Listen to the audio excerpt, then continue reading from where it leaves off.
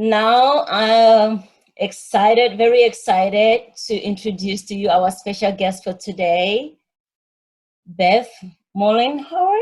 I always say it right, so forgive me, Beth, if I say it wrong. She is the founder and president of Teaching Training Together. Teaching Training Together. I have practiced this, but I always still struggle with it. Teaching Training Together. I love it when it's just TTT. She is the founder of TTT.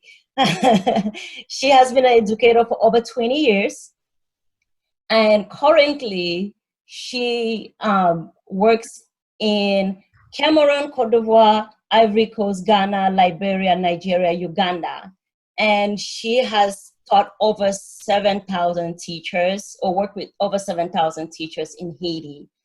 If you remember, the last time she was here, she offered some grants for people from some of this country, and I think somebody from Cameroon reached out to her.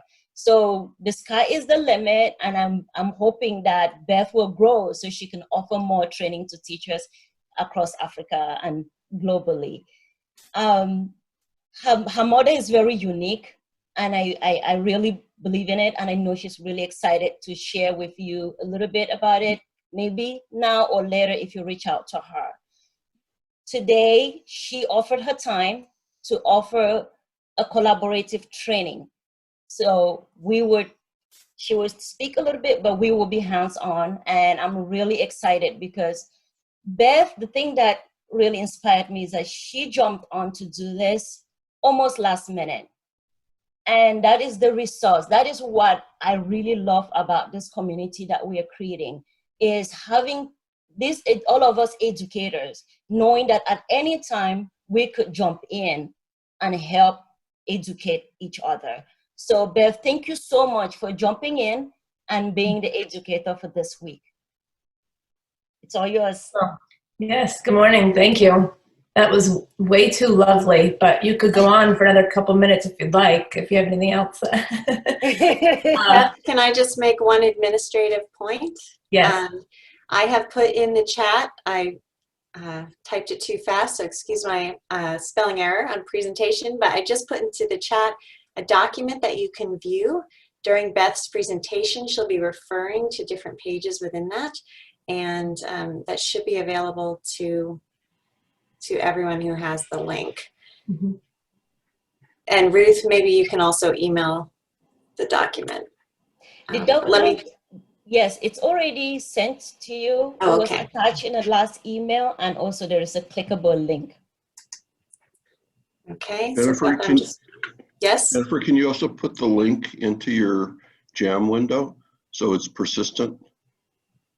Oh, yes, one moment.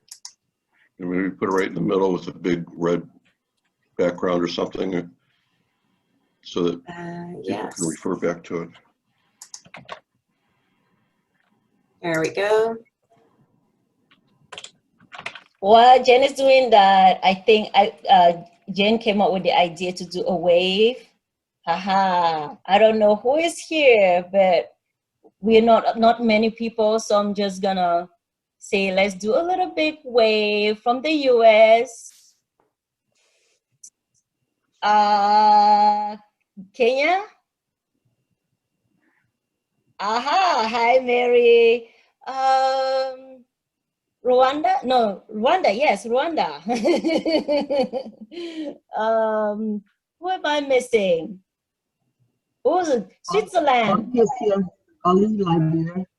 Liberia and Switzerland. Am I missing? I'm in Canada, Ruth. Oh yes, you moved to Canada. Yes, yeah. yes, Canada. Yeah. Thank you. I think I got everybody.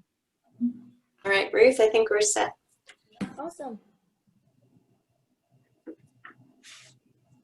All right, so good morning again. It's my pleasure to be here and chat with you about Teaching Training Together. I did do a little commercial once before, and it was to tell you a little bit about our programs. So just as a recap, we are an organization that's been around for 10 years, and we have been in Haiti for the first 8 years of our birth and conception of the product that we offer. And I would love to say, Ruth, it was 7,000, but so far we've trained 3,500. So you just doubled my goal, and I'll take that number. So we've trained 3,500 school leaders and teachers to date. And yes, over the last 2 years, we've launched into primarily West Africa. We've been training teachers for 2 years in Liberia, and we're starting off this February in Uganda. And then we've been able to offer scholarships to the other countries that Ruth listed. And so with that, we're a program that humbly came together to offer school leaders and teachers training as if you were not able to attain it yourself, whether it was unaffordable or not available, or you're a teacher who had some training and you want to develop as a professional. And so everyone, I say, in Haiti was welcome to this, because most people in Haiti may graduate from high school and then become a teacher, or get the job of a teacher as a job and have no training. And so we originally, 10 years ago, couldn't imagine that we would be standing in front of a classroom with whatever materials and whatever curriculum, but have no knowledge in our heads for strategies and techniques and things that you might need to just do the basics of effective teaching. So 10 years later, we have a 1-year academic program, and this is it on the left. It is 3 seminars that are 3 days each over an academic year. And they incorporate becoming an effective teacher as well as becoming an effective school leader. And so there's 6 days for the school leaders and the teachers to attend together. And then there's 3 days of those 9 that are just for the school leaders. And so today, we're going to do something different in the world of TTT. Usually you attend a seminar physically in person, so it's a very collaborative environment. And we'll have rooms of up to 150 participants sitting in groups of 6 people per table. And so we're going to pretend we're in that kind of environment, but I'm going to present the information to you rather than a video instruction model at our seminar. And what we're going to do is we're going to go through an excerpt of the one that is highlighted, A Community of Collaboration, which is the first of our school leader seminars, or our 3 school leader seminars. And then if you look to the right on that slide, you'll see the breakdown of a community of collaboration. We speak on the perspectives of leadership. We talk about how to develop collegiality among your teachers and your faculty at your school. We talk about how teachers are learners, and then finally how school leaders are learners. And so Ruth and I decided to focus in on this excerpt of teachers as learners. And so what I appreciate about this forum is that we are from all different walks of education, different parts of the globe. So I do want to say 2 things. One is I humbly present this material to you on behalf of TTT. I love it, but I do recognize that it's not a this is it, meaning this is the only way you can teach, this is the only thing that anyone should know. There's only one thing that we think is valuable in the world of becoming a more effective school leader. The other thing is that this is just an excerpt, so it will not feel choppy or anything, but it will feel like you're only getting a snippet. And so I'm excited to present it, even though we're not our typical, we're all sitting together in a room, but I want to really just let you know how humble we feel, the opportunity to present it to you all, and the humility in which we present it, knowing it's not the only thing that is needed in the world of education. So, okay, so what we're going to look at is, this is page 4 of the actual manual. Does anyone see me on screen, or do they just see I see you? Do people see me right now? Yeah, we see the Yes, yes. So if I lift this up, you can see this. This is the actual school leader manual in its physical form that you would have. And so we're going to go through some of these pages. And so right now on the left of your page, that's page 2 in our manual. And I wanted to start with that page because I wanted to tell you that the seminar, the school leader seminar that we're going to go through, this little excerpt, is based on the research of Richard Ackerman and Roland Barth, who are from the United States of America, and Michael Fullen from Canada, and resources from OER that is named TESS India. And that's on the left, which is in our manual. On the right, though, I want to throw a little commercial in for TESSA, which I hope or don't know if you've heard of it, but this is also a source that we used a lot when we were writing teacher seminars. So it's just an awesome free resource of tons and tons of ideas that are very culturally relevant to both, well, India and then in Africa. So, but this is where we get the basis of what we're going to go through today. And like I said, we're going to focus on teachers as learners. So if you have, so what I would advise you to do is if you did have the chance to print the 5-page excerpt we get, that's great, because when you get a TTT manual, they have fill in the blanks. So there's spaces left for you to be you turn from passive listener to a slightly active listener, where you're required to write down the words to fill in the blanks. If you don't have them, don't worry, because each manual page is going to pop up on the screen and you can follow along and you can hear me when I say those blanks that are missing. And we only have a couple today. I didn't choose many of those documents. So the next thing I want to begin with is what would be on a video, again, and it's about teachers as learners as an introduction. So I am sure that you would agree that a school is just a building without qualified teachers. And as a school leader, if you possess the quality of trust in your community and trust in yourself, if you desire to collaborate to achieve something, and if you develop collegiality among each other, a wonderful opportunity arises. Things begin to change among your teachers, and that change is good. A characteristic of a community in a school is to recognize that everyone can learn for life. So think about former teachers, like when you were a child, and think about the teachers that work in your schools today. So what is the function of a teacher? Is it to teach or is it to learn? And we encourage you to reflect on this question and discuss it among other school leaders and your teachers. We believe in TTT that a teacher's function is to teach and to learn. And so if a community is collaborating and a community is developing collegiality, the opportunity arises for this community to become teachers who are learners. And teachers see the opportunity to learn for life.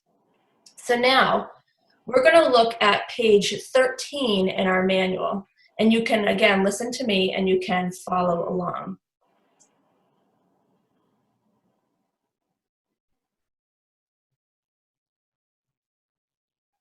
There we go. Excellent. Thanks. So read with me at the top of the screen and top of this manual page. Roland Barth states, probably nothing within a school has more impact on students in terms of skill development, self-confidence, or classroom behavior than the personal and professional growth of their teachers. Roland Barth suggests that there are 3 groups of teachers. Group 1, teachers who are unable and unwilling to critically examine their teaching practice and unable to have other adults, teachers, school leaders, parents, examine what and how they are teaching. Teachers in Group 1 desire to be left alone during the school day. They don't want to be collegial by talking about practice or sharing knowledge. They do not desire feedback to improve their classroom instruction. So Group 2. Group 2 are teachers who are quite able and willing to continuously scrutinize and reflect on what they do and make use of their insights to effect periodic changes. These teachers are uncomfortable accepting examination of their practice by other adults. So teachers in Group 2 reflect on their own work, but think feedback only comes through the satisfaction or dissatisfaction of their students. They are not willing to accept feedback from other adults. So now group three. Group three are teachers who are able and willing to critically scrutinize their practice and are quite able and willing, even desiring, to make their practice accessible to other adults. So teachers in group three desire others to observe their classroom instruction. They seek feedback and collegiality. Recognizing that these groups exist opens the opportunity for you to lead, for school leaders to lead. An effective school leader aims to help teachers progress from group 1 to group 2 to group 3. Teachers in groups 1 and 2 tend to be anxious, which affects their students, and no one achieves in an environment of anxiety. Teachers in group 3 are less anxious because they are comfortable working together. And teachers in group 3 use language such as we, not I, because they know that all teachers are learners. So as you think about teachers in your school or in the schools that you work with in your environment, in your community, how many teachers do you know that are group 1 or group 2 or group 3? The responsibility of school leaders is to encourage and require a community of teachers to be learners.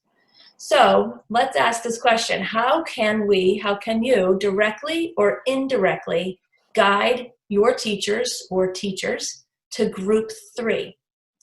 And so at this point in TTT, after a group would have watched a video, the video would have shut off and facilitators would have facilitated that question. And in this particular excerpt, we would have done what was called a turn and talk, which is a very awesome technique. We would have had a table of 6, choose a partner, and actually physically turn and talk to one partner. And then so for example, if Ruth and I were partners, we would we make them physically face each other and say, Ruth, how would you answer this question? And I listened to her for 2 minutes. And then in turn, she would listen to me for 2 minutes. And so we use techniques in TTT like a turn and talk to actually indirectly provide teachers and school leaders other techniques they can use with their students in their classrooms. So unfortunately, since we're not sitting at tables together and we're able to turn and face each other, we're going to use a breakout room, which is quite fine. And we're going to be put into groups where we're going to discuss this question together. And so, like I said, typically we do groups of 6, but for this purpose, it doesn't matter, Ruth, if we want to, depending on the total we have, what you think is best. I'm going to do groups of 3 or 4. Okay, excellent. So we can listen to each other. And again, the question is, how can you, or how could we advise our teachers to directly or indirectly guide teachers to group 3? And so why don't we use about 10 minutes or so to discuss this question.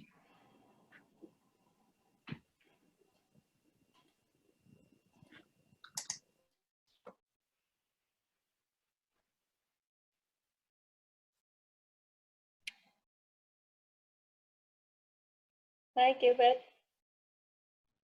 Hi, Ruth.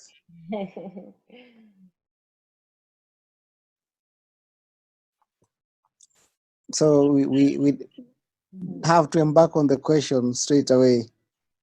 Yeah. Good. Let me read the question again. Yes. It says, how can you directly and indirectly guide your teachers to group 3? Group 3 being the kind of teacher that listens, that learns, and also invites people to be able to come in and participate in their classroom and bit of that.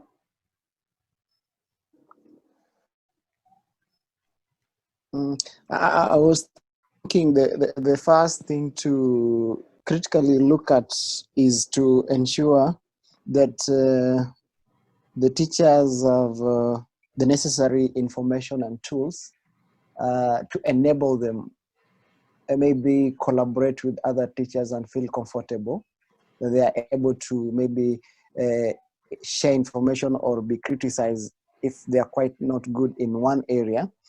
or maybe you empower them with training and so on, so that they can be able to have that confidence when they get into classes. So Maybe that is my thought. Yeah. training,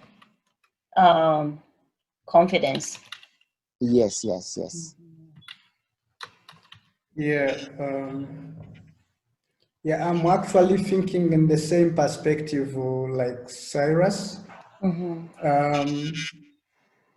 I think in order to, we need to empower these teachers by training them like in different modules that, I mean, like in different fields that will open them to welcome the community to work together, understanding the importance of the community, understanding the importance of working as a community, understanding that the school can be developed through the power of the community. So with emphasis on like trusts, is this school leaders trusts the community they work with, can he learn something from the community? Yeah, these leaders, it will be helpful.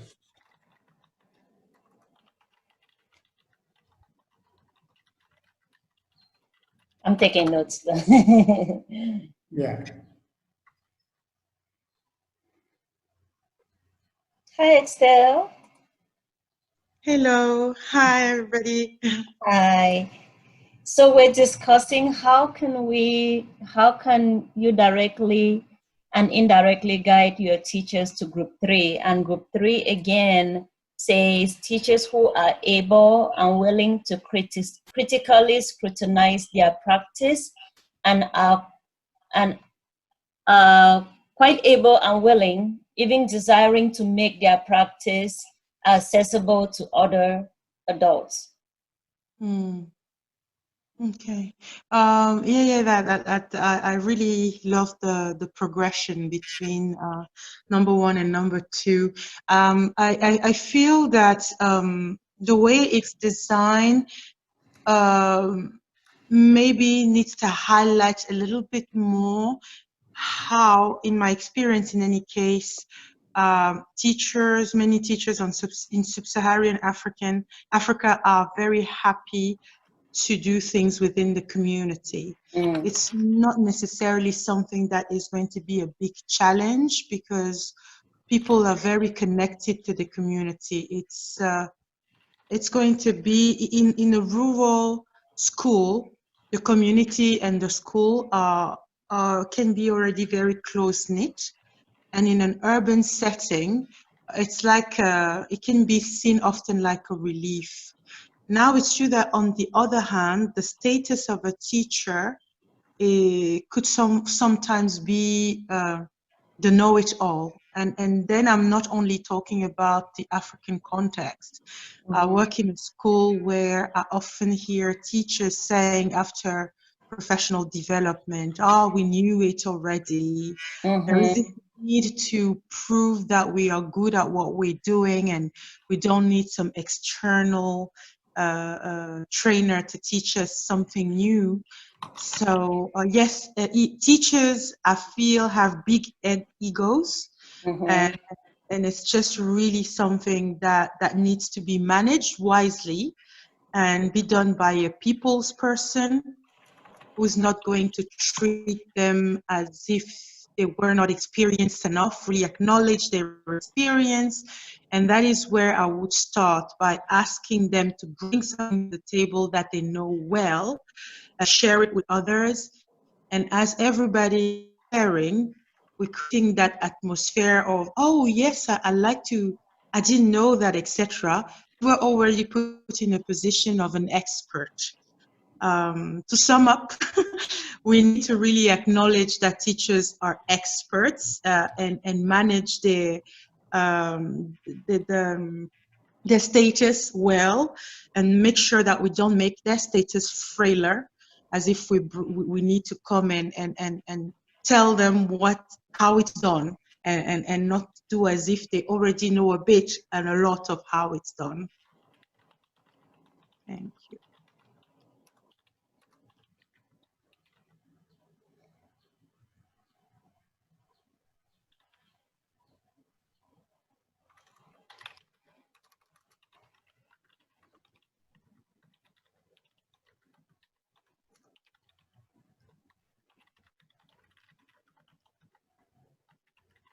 Now, I do wonder how other colleagues. So in other words, you're saying it should be a collaborative effort. I'd say, obviously, yes, collaborative, but also consciously asking children, teachers, to bring the area of expertise to the table. Okay. It's really important to assess what they already know before bringing them new materials, because you might create more damage by bringing them materials you know and put them in the position of the student, which is an uncomfortable position, without considering them, patting them in the back as experts in their field. So I think we need to enter through that door before taking them to the door. I'm a teacher and a learner. We must salute and understand deeply what they already know, what their experience is. So we learn from teachers before deciding what we need to teach them.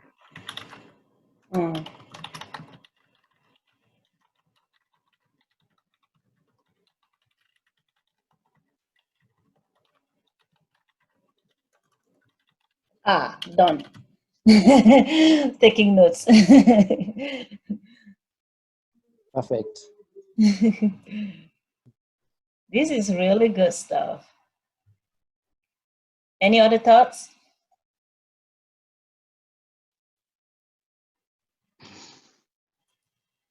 Ruth knows that I'm talkative, so. Oh no, Estelle is well grounded. We are happy to learn from you. I am happy to learn from you. It's just a conversation. I just want to make the analogy, of course, of development, because it's this type of projects are often called teacher development. And the problem that I have with development sometimes is that you can arrive in a rural area, for example, and you want to teach people about agriculture when they are farmers, you know? So it's really, really important to acknowledge that they are farmers and to really suss out what they know, how they learn it, and maybe put them in a situation where they feel comfortable to express themselves, to not so that the posture it's basically a way of decolonizing teacher training. I guess that's what I'm thinking. Yeah. Okay, I think we have everyone back. I'm not sure if everyone saw this, but again, maybe as a way to kind of have this for posterity, we are just going to ask each group if they would like to just share one or two highlights or something that really struck them, if you have someone who can speak for your group. But also, if you can put that on the Jamboard. I opened a second frame in that Jamboard with the question, and so if someone from your group can just add a sticky note of some key highlights that came up, that would be great. Ruth, I don't know if you also maybe just as people are sharing can add some to that. Is that good? All right. So let's see. Sorry. I was on mute. I have a Word document here with tons of notes, so I don't know. I will keep adding. I'm just going to add, this is from Dr. Hamilton. I just put this, some of his notes, but he just put in the chat, and I'm adding that to the Jamboard. Oh, cool. And if someone from Dr. Hamilton's, if they want to comment on anything he put in the chat, please feel free to do so.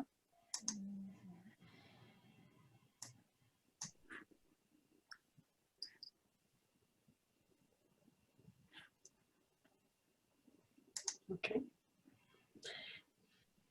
How about someone from group 1? Any reflections? Key takeaways? Seems like group 1 is working on their Jumbo. Right? Oh, I see. Okay. Oh, okay. Can I say about group 1?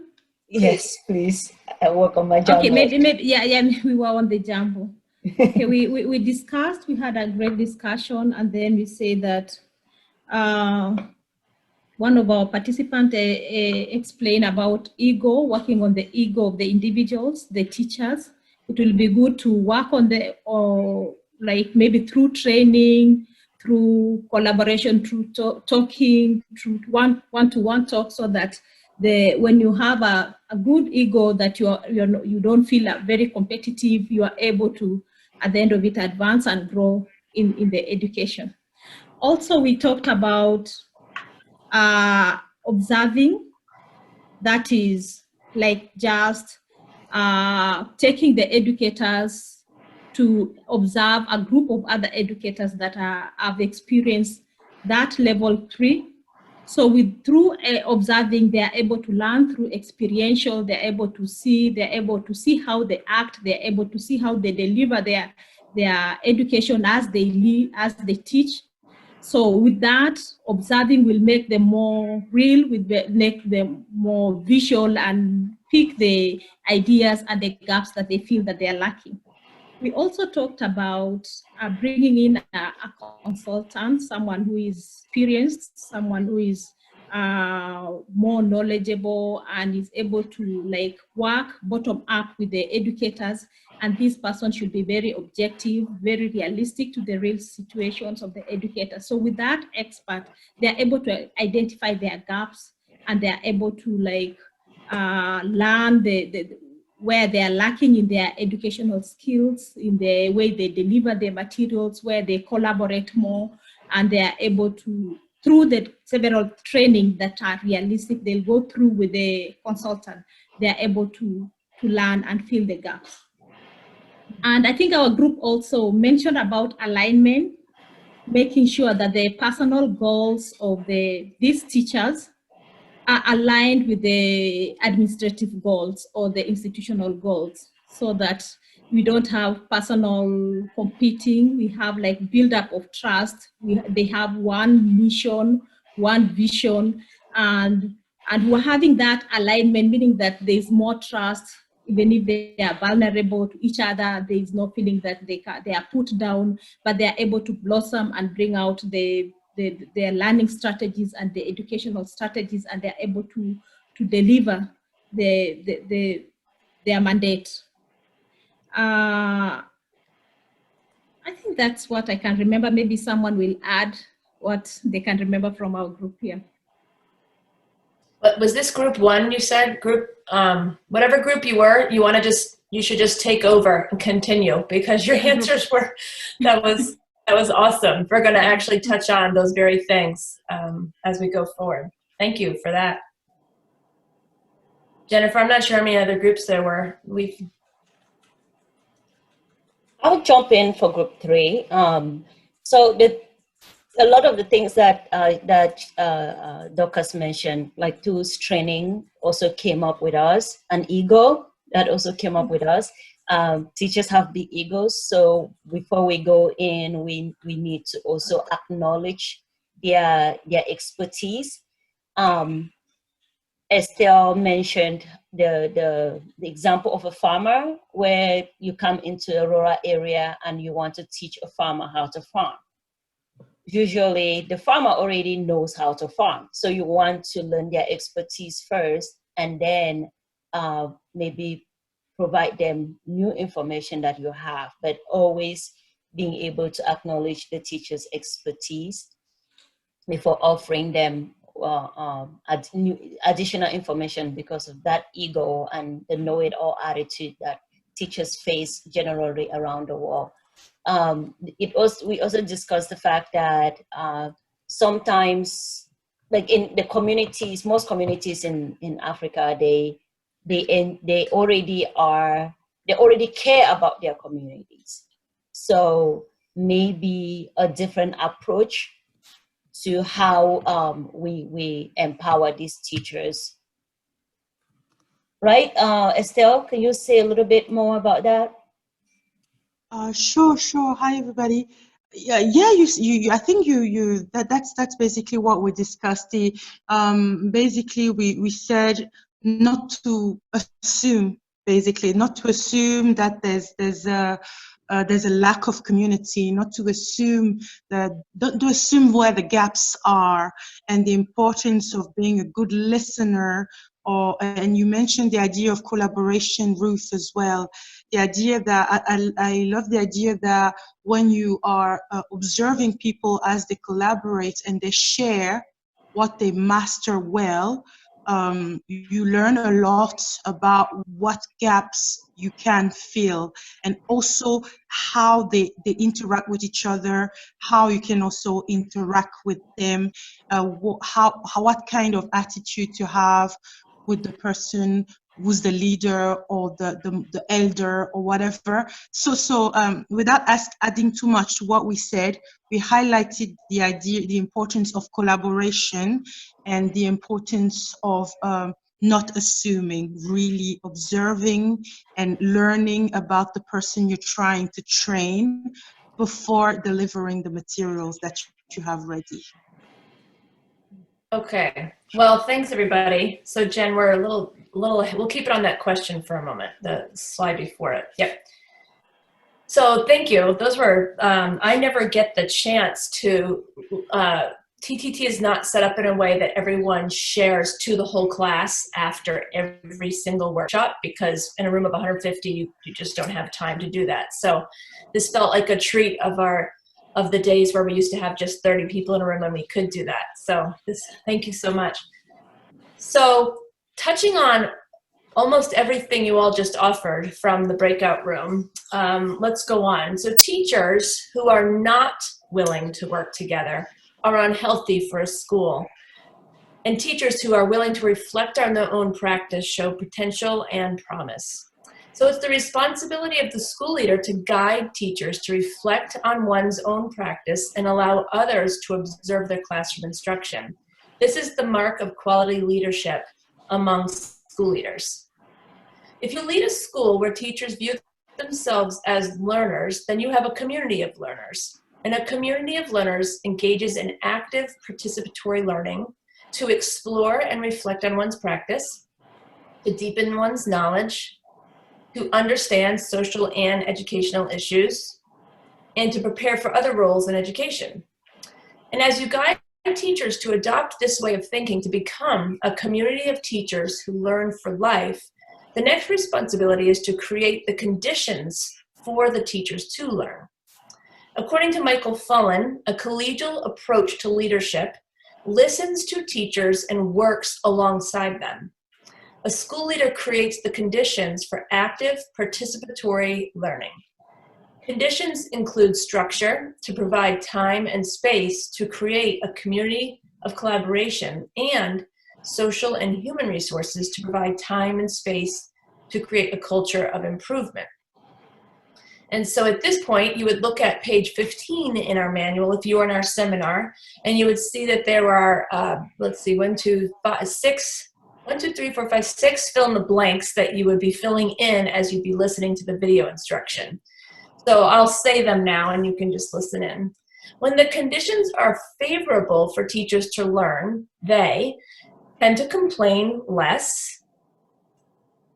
They keep parents involved and informed of their child's progress. They enforce consistent standards for student behavior. They celebrate achievements. They believe in their culture and instructional practice. And they record their development and growth. So I'm going to focus on this last point. And at the bottom half of this manual page are 4 reasons why school leaders require teachers who record their development and growth. Records are evidence to improve learning for students through supporting a teacher's commitment to learn.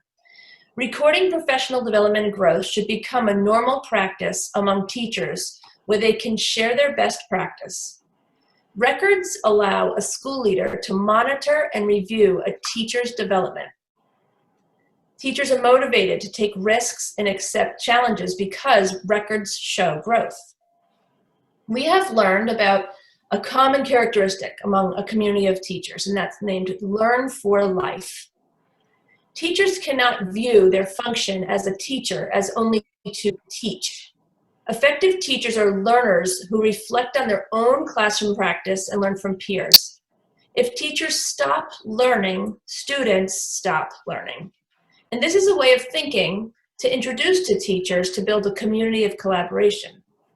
Effective school leaders create conditions of structure to provide time and space for teachers to be learners and deepen their knowledge. And an effective school leader requires teachers to record their growth and development. So let's now use a little bit of time to speak about 3 ways that you can record, that teachers can record their development and growth. This first way is on page 16, which is posted up here on the screen. So TTT, little side note here, TTT realized that the best thing that we could offer besides basic theory that you might get in an undergrad program in a college or university are practical things that you can, we'll say, try on Monday. We wanted participants to attend our seminars and feel like I could try that, and I'll go into my school as a school leader, or I'll go back to my classroom as a teacher and try that. And it also didn't depend on them taking away the whole day. Like, oh my gosh, I can't do all of this, and they walk away. So TTT is written in such a way that you might just take something and try it, and that could be a catalyst for change. And so out of that came this idea to present 3 practical ways that school leaders can require records for growth and development in their teachers. So this first one way to record development and growth is to reflect on one owns classroom instruction. Classroom instruction is the time that the students enter the classroom to the time they leave the classroom at the end of the day. And an effective teacher reflects on the entire school day. And so there are 5 broad categories in which a teacher can reflect on his or her own classroom instruction: routines, efficiency, behavior, student engagement, and professional growth. When teachers ask specific questions of themselves within any one of these 5 categories, their responses promote reflection and the opportunity for growth. So we give our school leaders action plans, action folders, so they can exit with something that says, here's what you can do to do these sorts of things. So we set up this plan where school leaders can require the teachers to reflect on their classroom instruction. And so we offer this simple way to say a school leader instructs a teacher to record the date and his or her name on a piece of paper. So all this method requires is a piece of paper. Then the school leader asks a question for the teacher to reflect on. And the teacher records that question and writes a reflection based on his or her own classroom instruction. And then we ask or recommend that the teacher then shares that reflection back with the school leader. And so then that becomes a filing purposes for to say, I can prove I have a record of your own reflections, your growth and development as you reflect on routines, efficiency, behavior, student engagement, and professional growth. And so it is the role of the school leader, we believe, to provide time and space for teachers to reflect on their own classroom instruction. The second tool that we give to our school leaders in TTT is on page 17 in our manual. So teachers learn a lot from each other because every teacher possesses strengths and talent. A second way to record development and growth is to require one teacher to observe another teacher. There are 2 reasons for one teacher to observe another teacher. A teacher observes a lesson to provide feedback to another teacher on an aspect of his or her instruction, or a teacher observes a teacher to gain information about a skill, activity, or routine. So let's consider the first type of observation on this first page, 17. Observe to provide feedback to another teacher on an aspect of his or her instruction. This observation gives the teacher who is observed an opportunity to improve instruction based on another teacher's expertise.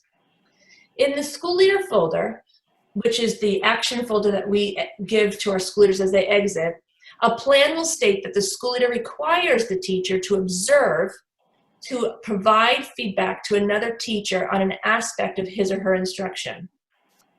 So a simple technique is to provide feedback is a T-chart, as you see on page 17, where a teacher, again, with just one piece of paper, draws a T on the top, on the large part of the paper. And in the column on the left, the teacher writes, observe. What is observe? To observe is to watch attentively. An observation in a classroom involves watching the teacher and the students. The observation can be 45 minutes or less, depending on the lesson. Observe the teacher's organization, instruction, energy, and observe the students' response, attention, and participation.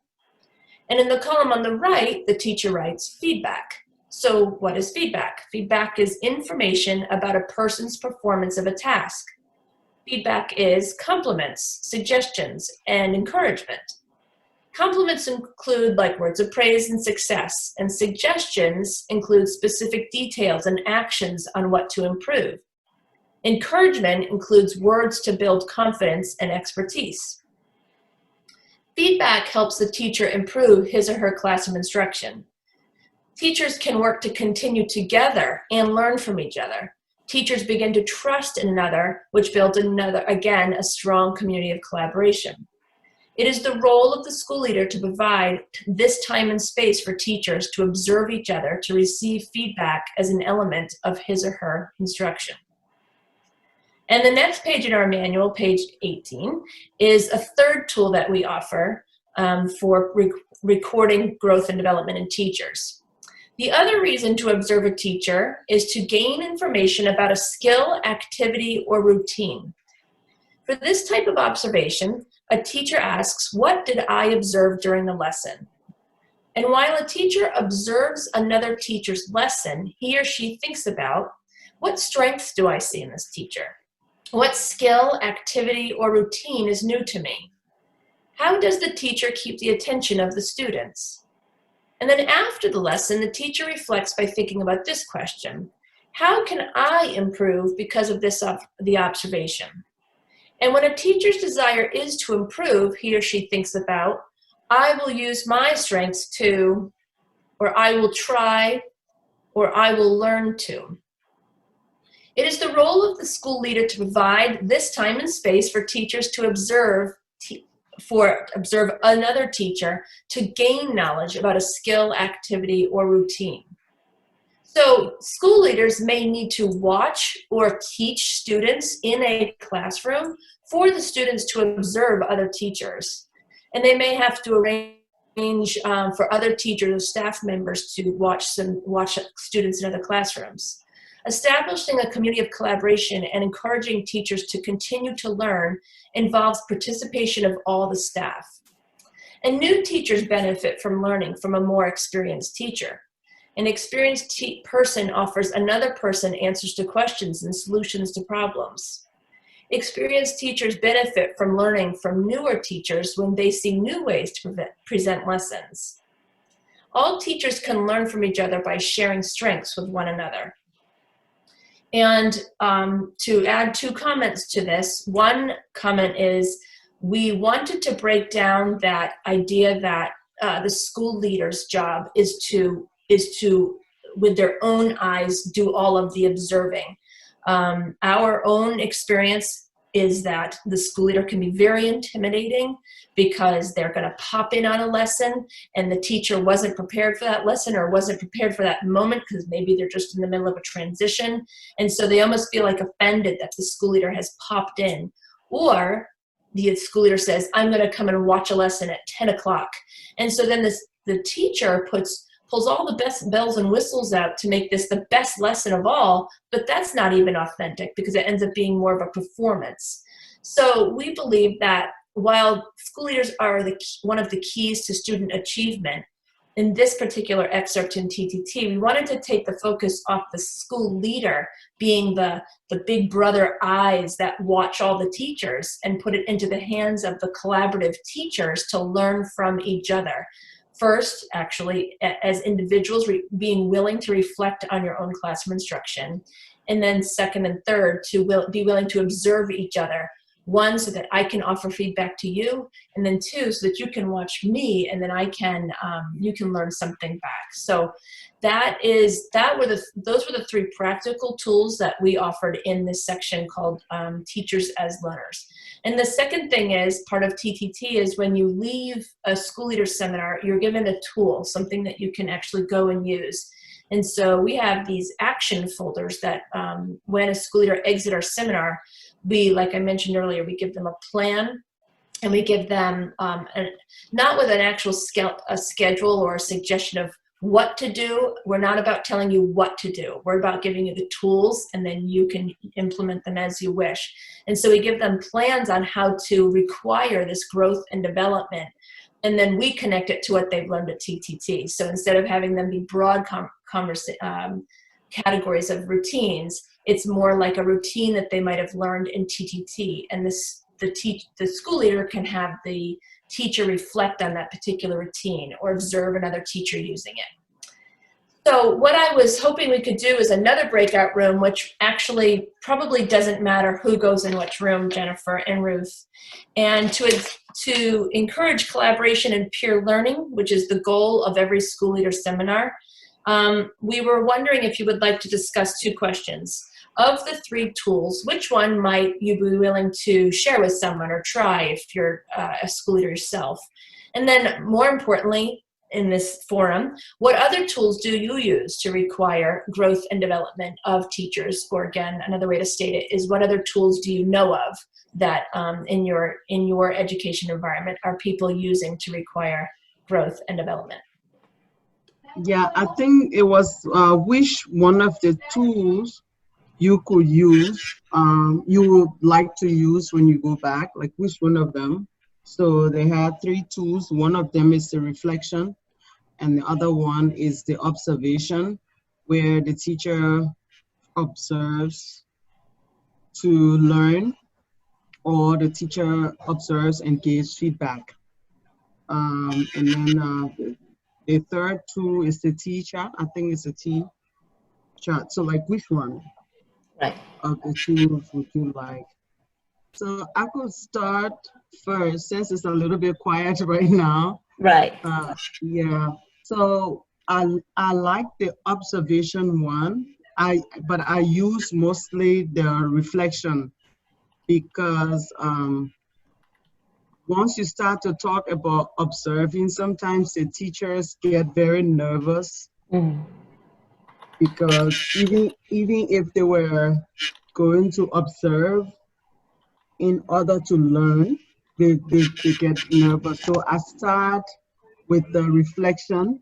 So they reflect on the different things, like their routines and all of these different things. They reflect on it, and that once they start to give me feedback from the reflection, and they find that it's non-judgmental, and that the school leader is more supportive in that, then the teachers they become more open and willing now to allow others to come and observe them, especially when they know that they have gotten support. So yeah. So I like to start with the reflection. I will like to start with the reflection, just as my colleague did say. But I think at my school, observation is part. The observation is tiered. The first level, where you allow the teacher to choose his or her own observer. So that's the first point, so that the teacher would not be agitated. The teacher would not feel uneasy. So the first level, the teacher would have to choose who his or her observer would be. So you can choose your friend, anybody who, any colleague who you relate well with. Then the person sends in feedback. Then the second set is for your head of department to come in and observe you. And then the third would be someone from management. This is part of the performance management protocol back at my place. Okay. But I think... What did you say the second one was? The second one was the head of department. Okay. The head of department observes. And then the final one is a member of the management team, senior management team, would come in and then observe. Then, so these are all put in place so that by the time it gets to the senior management team, at least you are less agitated, you are less scared, you can do your own thing. So, but I think I would also go for the reflection, where probably after every unit, a teacher needs to reflect, look at how he engaged the students, look at the routines, take a step back and look at the assessments, the teaching, and then see what could be done to improve. And in my case, I have teachers, a number of teachers teaching the same subject, but they teach across different cohorts. So what happens is that the teachers can meet together after every unit and reflect on their on how the unit went in their class. They can share ideas, and then they can also talk about what they did well or what they saw go well in one class and learn from another. So that goes. So I'll pick reflection over observation, but I think observation comes in at times worthwhile. Thank you. Thank you.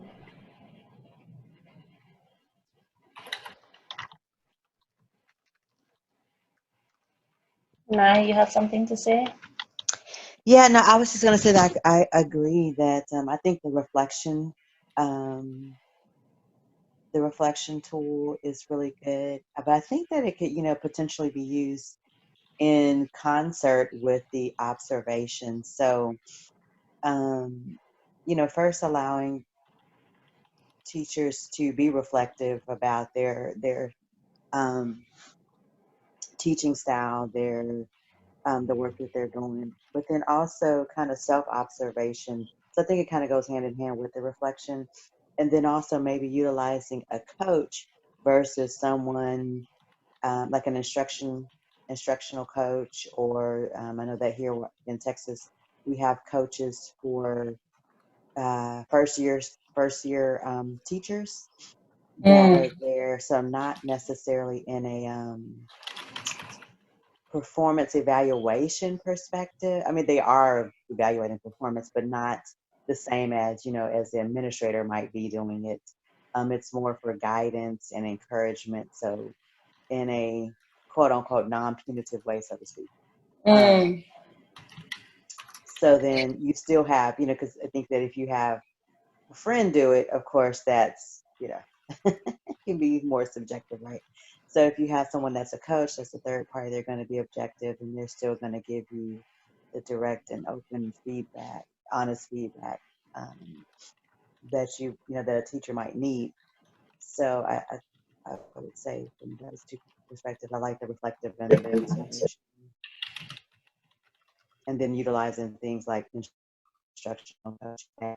And so I'm not an instructional coach, but I know people that are. And so what I understand about what they do is, again, come in with first year teachers, or if teachers are struggling, or, if the student's performance is struggling, then they're assigned a coach as a part of that personal development plan, so to speak. And they help them with everything from their teaching style to classroom management to developing curriculum and instruction and identifying tools that are more aligned with, say, their teaching style to help them feel more comfortable and articulate the information that they want to share, or the required information. Nice. Nice. I wonder how, somebody saying something? No, go ahead, please. Oh, I was just wondering if across Africa they have instructional coaches.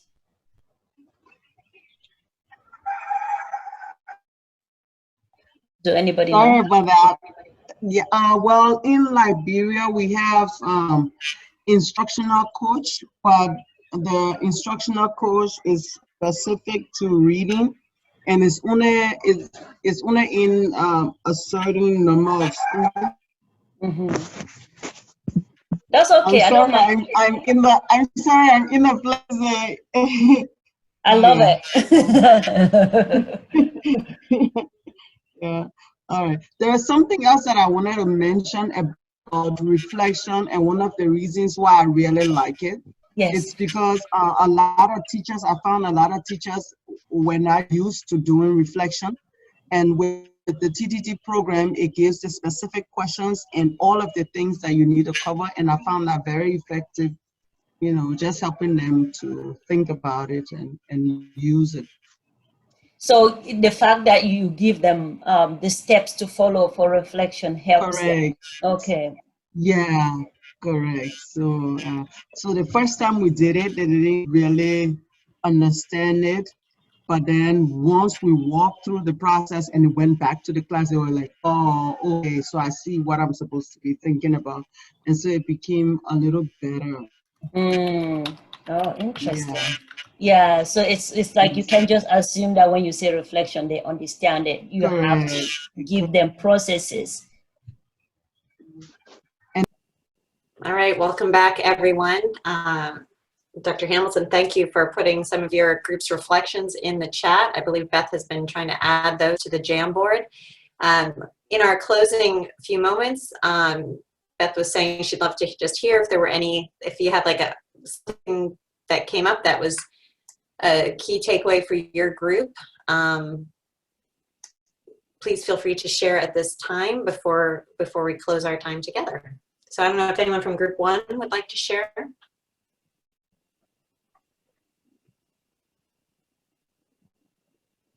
I'm not sure about the group numbers. Let me just step in here and say that one of the things that we said was about keeping things light, important, like the same way students like to learn through play, teachers also do. So don't hesitate to create, someone said a Kahoot or multiple choice. I also do, I mentioned the fact that I do palavastry exercises with teachers where some pretend to be elders and other come with a very, with a problem they have difficulty solving, and we get out of there with proverbs and greetings and what have you that allow us to talk about the pedagogical stuff, but in a very, very culturally responsive way. So I totally get what you were saying about when you have 150 people, it's difficult to have this type of exercises. But to me, cultural responsiveness and finding a way of having that embedded, people having a space to talk during the training as well as space to receive, I think it's sum up what we were kind of discussing in our group. Thank you. Yeah, also, this is Ali. Also, one tool that I really like is the reflection. And we found that many teachers really didn't know how to do the reflection, but the way in which it's presented in TTT has really helped them to actually do a reflection to improve their instruction in the classroom. And the other thing that it has done for the teachers, it made it safe. It made them to feel safe. After they started to reflect, it made them to feel safe to now allow other people to come and observe them, to see if they are actually on course, and also to observe other teachers who are doing well. So the first tool that we started with was the reflection tool because of the way it's structured. So teachers can actually look at it and then just follow it and begin to utilize and write their reflection and improve the instruction.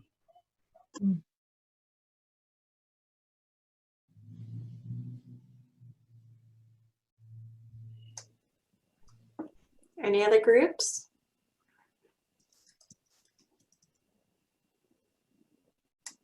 I really liked, it was Tete. Tete in my group said that his school starts with observation, and that he believes that incorporating reflection into, like, I don't think he uses reflection, but incorporating reflection will be a really significant tool to use.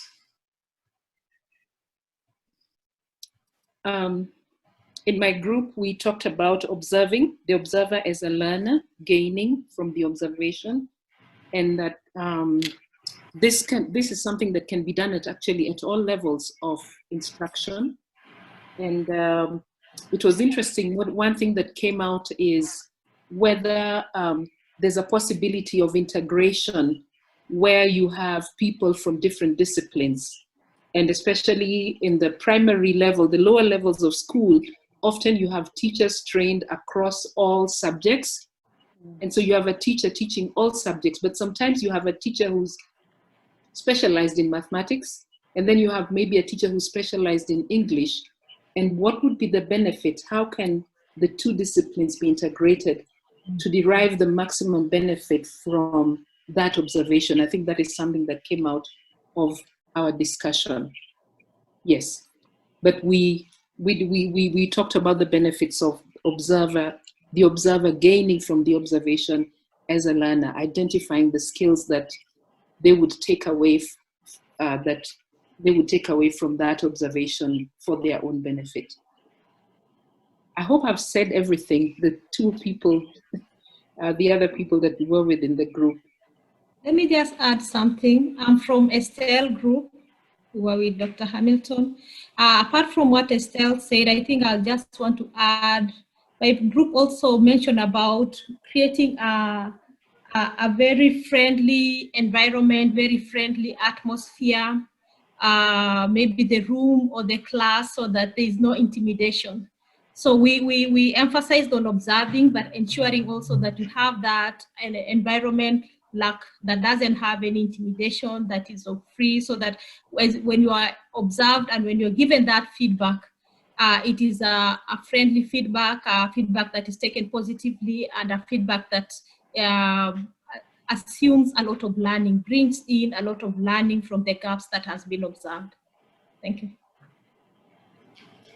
To add to Dorcas, our group also mentioned the fact that because having any observer is intimidating, usually some schools will pick a friend or observe them before they go to the administration and before they get to the senior management. And by that point, they're already very comfortable and they're not intimidating. Mm-hmm. Yeah. May I ask a question? I guess we are talking mostly from a perspective where maybe classroom observations maybe are not normal, are not common. I wonder, what can you do to reverse a situation where classroom observations are already being used for evaluation? And so there's already a negative perception to classroom observations because those evaluations will determine whether you get promoted. They will determine a lot. They will determine the kind of how you're assessed at the end of the year. How do you reverse that if teachers are in that situation? I think Nai kind of mentioned something in my group about that, saying that bringing an independent consultant that will observe without the pressure of being graded or being penalized if they made that punitive, taking away the punitive nature of observing. So bringing an independent observer. And might I also suggest that I think that the school leader's role is to restate expectations, to actually start fresh and say, so this is how we've been doing it. Let's say I've been observing you at the point of keeping your job or not. And so we're going to change things and we're going to become more collegial. And I view you as learners, and I view myself as a learner. And so I've learned a new way of thinking.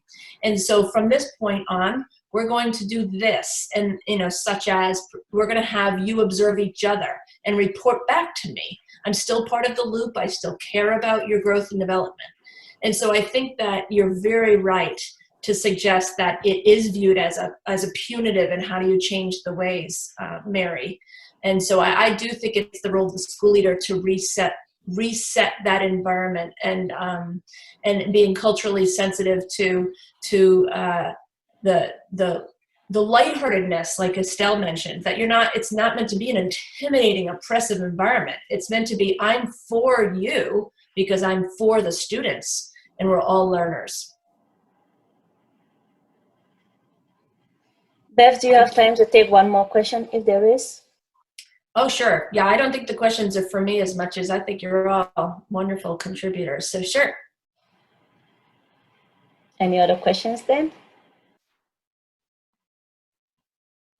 Aha! It looks like there's no other questions. Yes, I do have a question. Okay. I was wondering how in this project, how do you reach out to schools? Do you do it through local authorities, through NGOs? How do you go about doing the amazing work you have been doing for all these years? So in Africa right now, in West Africa, for example, Ollie White is a recipient of our TTT scholarship. Actually, she was the first recipient. And so we met by a mutual colleague. But other people are finding about us through our website, because we published our opportunity for scholarships on that. So we vet and interview partners to be awarded our scholarship. And then over 3 years, they will train 90 school leaders and teachers, with the hopes that there's many seeds planted and that we grow in that area beyond the 90 teachers and school leaders. So that's how you find out about us. And then, word of mouth has been our friend. We are meeting more and more people now that we have multiple partners in West Africa. And does that answer your question? Yes, it does, and I want to say a big bravo. That's so impressive. Well, it's been the only reason, if I can tie the two together, there's reasons why we're doing well, and they're personal and they're bigger than me. But one of the reasons we're doing well is we just have ourselves very organized. And that's how I also view these 3 tools in school leadership. They reflect TTT. We come with our work done and ready and trying to answer as many questions as we can before we think we can go to Liberia, before we think we can dare go to Uganda. Do we know our product well enough? And that's the same way I view these 3 tools. They're just 3 tools that are springboards, they answer all the questions, they're well organized, they can be executed, and then once you put them in the hands of Ollie White in Liberia, once you put one of these tools in the hands of a school leader, then the sky's the limit. We're hands off at that point. We've done our job. We've done the organization, and we've set up the tool, or we've set up the partner. And then that's where I think all of you do respond with TTT in hand, the tool on your belt, in your culture, in your community, in your school. And we basically step back and go, holy moly. So I do think that one of the reasons TTT is successful is we just do a lot of the prep work and a lot of the organization to set up make it worth your time to have gone through TTT. So thanks, but I do think it's just, it's ahead of us now. It's a great thing.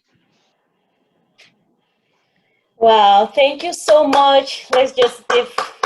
My pleasure. That's great. Thank you so much. Thank you. We appreciate you so much, Beth. Thank you. And tomorrow we can continue this conversation if you like. Tomorrow is a much a quieter day, and we want to be able to. Jen, do you have anything to put up? We want to be able to just have conversations. I don't think Beth will be here, but you can contact Beth via email. if you don't have Beth's email, we'll add her website, or her website's already added, so you can go or just email me, I'll send you her information. If you need anything, yes, just contact her, contact me. Then tomorrow, like we were saying, we're just going to be able to discuss and plan for the rest of the year. We would like your input, and we would just want to share what happened last year. How was your year? How did it end? What were the takeaways from last year, from this forum? How did it impact you from generally in school? How did your school year go? And maybe just life.